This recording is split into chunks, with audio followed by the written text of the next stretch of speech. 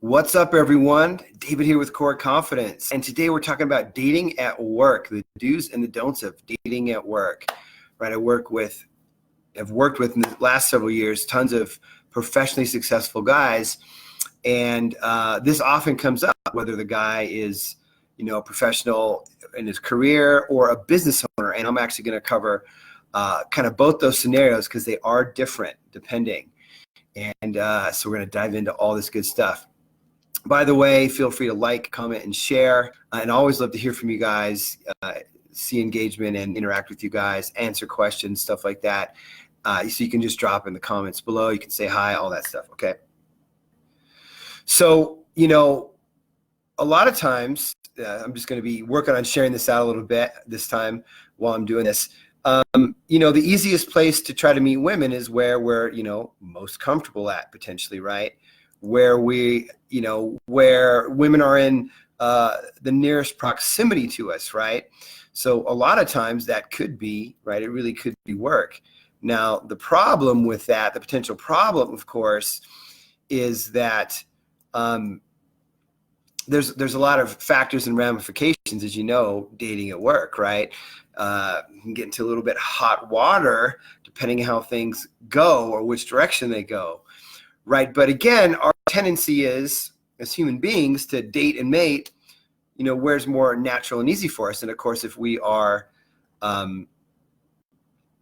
feeling very comfortable at our work environment, then it's, we're comfortable chit-chatting with everybody and comfortable with our job and what we do, then it's going to be easier for us to, be more of ourselves. Right. So it's natural. It's natural to think, okay, well, yeah, I'm getting along with this woman. Maybe we'll date. Maybe we'll get into a relationship, right? Now, of course, some of you may not be environments where there are lots of women or women that you find attractive, okay? That can be a good and bad thing depending on how you look at it. I certainly look at it as a good thing to not have a lot because it'll force you to get out there and up your confidence, your dating skills, so on and so forth, right? So, and by the way, if you have not seen my Attraction on Command Masterclass, just type class in the comments below and I'll make sure to get you that. So let's dive into this, the do's and the don'ts of dating at work. If anybody ever comes across this that is an HR professional, it's all don'ts to them, right? But we know human beings are human beings, and attraction is not a choice is a phrase I learned long ago. So it's really important to honor that and know that attraction is not a choice. So it's going to happen. It does happen. It happens, a lot, I think. I did it when I was working in an environment where there were lots of people, plenty of women. When I lived in New York and I worked as a IT professional, right, a tech professional at a law firm and a hedge fund. Tons of women there, and they would, sometimes really come after me. Sometimes I go after them. Too much of the time I probably went after them, right? Or if they did come after me, I'd start chasing them, and then the whole thing would blow up, right? And the philosophy around here is don't be chasing. Don't be chasing. If anything, let them chase, so you guys come to a mutual bridging point, right? So, do's and the don'ts. So let's start off with the career track professionals here, right? Professional guys. I think it's okay-ish to date somebody at work. Now, with a couple caveats, you have to know what you're getting into, right? You have to realize that if things go bad, you're going to have to be around that person, right? And they're going to have to be around you. So if you're in a bigger company and you're in work in different parts of the company, literally different, parts of the building or campus or different whatever, depending what kind of, physical setup the office space is. You might not see them as much, right? But you're probably going to run into them at some point. So you have to deal with that. Can you handle that emotionally? Are you able to handle if things don't go well? And especially if, say, that you like this person and they end it with you, are you going to be okay with that? Right? That's a consideration. That's a true consideration there. Okay. And then, so that's number one. Now, number two, on the other side of that, are you willing to deal with awkwardness if you like them, or sorry, they like you more than it ends up being you breaking it off with them, right? So I'm dealing with a cold here. It's late summer cold, so my throat is it's messing with my words. Take a sip of water here. So, and the other way around, right? It could be awkward to have to deal with them kind of like being angry or being like longing for you, whatever, right? Those are two factors. Now, third factor is the gossip, the this and that. A lot of times HR does frown on that stuff, right? They have certain policies, right? I even heard recently that Netflix has a policy where you can't make eye contact for more than like 2 to 5 seconds. It's either 2 or 5, just in interacting between men and women. I think that's an effect of the Me Too stuff. Crazy, right? So I don't know how long they're going to retain people in Netflix with that policy. Maybe everybody will be working remotely. So, all the gossip, all this, you got to deal with HR. That's a factor potentially. Getting in your business, right? That stuff can happen. Trying to hide it if you guys want to hide it because you don't want all this gossip. I remember seeing situations where people at work seem to do that, right? It can just get a bit scandalous, right? So that's the career track guy. Now, if you're a business owner, like I work with, over half my clients, like 60%, are successful entrepreneurs, business owner types, right? So typically when I advise them on this, we have the conversation because we start working on their mindset, their vibe, changing everything about their lifestyle, their behavior, everything. There could be some employee there, and sometimes significantly younger than they are. There's a guy that I work with, let's call him Howie, not his real name. Does start with an H, but I want to preserve his identity here. Howie, really good looking assistant who didn't really talk to him before we started working together and started helping him upgrade everything, right? And then all of a sudden, because his vibe's changing, he's getting more comfortable, confident, relaxed, just feeling better about himself, about life. Okay. She starts, complaining boyfriend problems and saying, oh, I'll stay later and it's okay. And what are you up to later? And all this stuff, right? And he's like, whoa, he notices a shift. He's getting all excited about it. And I sort of have to tamp him down a little bit because the most dangerous position to be in, especially these days, even if a woman is coming on to you and she's doing all that, and then you oblige her by getting together with her in whatever way, that could come back on you, right? Legally could come back on you. She can make up all kinds of stuff. It's just the reality of it. So I'm really protective of my clients, right? And I'm really protective of a guy who's in that position. Could it happen as just a career guy, a career professional? Yeah, but less likely, way less likely, because there's a lot at stake being the owner, meaning if she decides that she finds some lawyer and then can sue you as the business owner, they can try to get money, right? And she may be all enamored in this and that, but if she's not so checked in there, right? So that's why I say it's okay-ish to date at work. I think it's not okay as a business owner.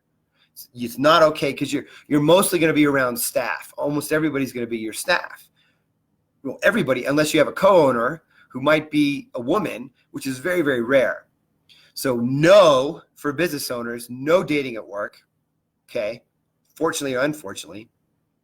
And as a career professional, it's okay-ish, maybe, given if you're willing to deal with the stuff I covered before, awkwardness, hiding from other people, if HR, depending on the company policy, right? And so mostly, on the career professional side, most people, you're going to want to start out slow. You're going to want to, because you want to see where it goes if you're going to do it, right? You want to make sure it's a solid thing because everybody's going to be talking eventually, right? And you have to keep it super low key or hidden in a way until you guys know it's right. But again, why I teach what I teach is so you can meet women anywhere and especially outside of work. I had a guy recently, awesome guy to work with. An intern, a really young intern. He's fairly young, at least to me. He's like 31. Software engineer. was leaving his company, and this intern was, hitting on him, and they exchanged, I think it was Snapchat, Instagram or Snapchat, one of the two. Pardon me. And she was texting him and sending him photos and this and that and asking him what he's up to, right?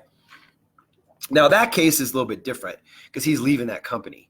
So one thing you can do, if you happen to be leaving a company and going somewhere else, any kind of attractive connections that you had, you can leverage those, obviously, because you're leaving, and connect with women, exchange info and all that, right? As long as there's a connection. Again, I don't ever recommend hitting on or pursuing or even asking out in a very straightforward way at all, unless you know there's something there. Some guys will be like, oh, I'll just, ask her out because I'm leaving and I might as well because she's hot. That hurts your mindset, actually. If you aren't paying attention and learning this stuff, being more aware, it's not going to really get a result anyway. It's sort of like saying, I'm trying to find a good example here. I might as well go up to the police officer and, that's not a good example. I'm trying to find it somewhere you basically have it's like Dumb and Dumber, where he goes, do I have a chance with you? And she's like, yeah, it's like 1,000,000 to 1. He's like, well, you're saying I have a chance. And I think it works out that's so Hollywood that stuff doesn't work out. It's like 1,000,000 to 1 just because she's hot, but there's no connection that you guys have, no attractive connection, right? It's not even worth it. And it only hurts your mindset. That's what I see. If you want to become a guy who gets the stuff, who thinks is the irresistible man, who thinks women chase me, which you're more likely to have that with an attractive woman because you would have already been doing that ahead of time. Make sense? So, there's so much gray area in at work, dating at work. And again, if you're a business owner, no. You must protect yourself. You must learn to meet women outside of work. Now, the difference is if you're around other business owners and like female business owners at some mixer and there's some women there that maybe aren't business owners or some kind of thing, that's different, right? But you're kind of in a business context. But at work, at your place of work, absolutely not. That is an HR nightmare. That's a legal nightmare, right? So, and by the way, if you haven't seen Attraction on Command Masterclass, I think you can just go to attractclass.com too, right? Gotta check that. Got to make sure. I said before, drop it in the, I'll drop a comment class in the notes, in the comments, which you can do. But attractclass.com will get you there too. Make sure you check that out if you haven't seen it. It's awesome. Talks about a lot of this stuff, okay? Just how to do it in general. Right, attract women, become the irresistible guy that I love to help guys do, that I love to live in that vibe as well, okay? So, and listen, if you want help with this, my personalized help, and really want to accelerate this, break through your challenges, your struggles, your dating, love life with women, you can just type call in the comments, right? You can type call and or send me a PM chat wherever you're coming from. Send me a PM and we'll have a little discussion about for how I can help you out. Set up a quick call and would love to do that. Just make sure that you're really committed to fixing and changing this, that you are a professionally successful guy and you're an action taker, okay? Because you got to be able to take action with this stuff. So again, today, here's what we covered in the do's and don'ts. We talked about the 2 tracks: career professional, you work for somebody, or you're a business owner. Oh, third caveat in there, if you're a manager and you work for somebody, it's kind of in between the two, but you can get the gist from what I talked about. And of course, if you're doing it at work, I think it's okay-ish. If you're a career professional type, there's some factors, but you got to deal with. And if you're a business owner, it's not okay to date your staff or any of that, okay, in my opinion. And that's why for all of you, though, it's of your benefit to learn to meet women socially and outside of work. It's the best way. It's time-tested, it's tried and true. It's way better than online. It's the way to go. And you stand out a cut above the rest because all the guys trying to use the online apps and circumvent meeting women in person and not get good at it and not increase their vibe and their mindset and their confidence and everything, the edge just gets wider and wider as more people try to make it work on the apps, which, I've got case study after case study of clients that say, yep, I wasn't work on the apps. I don't believe the apps work. They don't work for me. This is what worked. The stuff you helped me with worked, David, et cetera, et cetera, et cetera. Okay, so that's it. Again, if you want to book a call and chat, type call in the comments or send me a PM. And also check out the masterclass, Attraction on Command, at attractclass.com. Until next time, next episode, we are complete. Peace.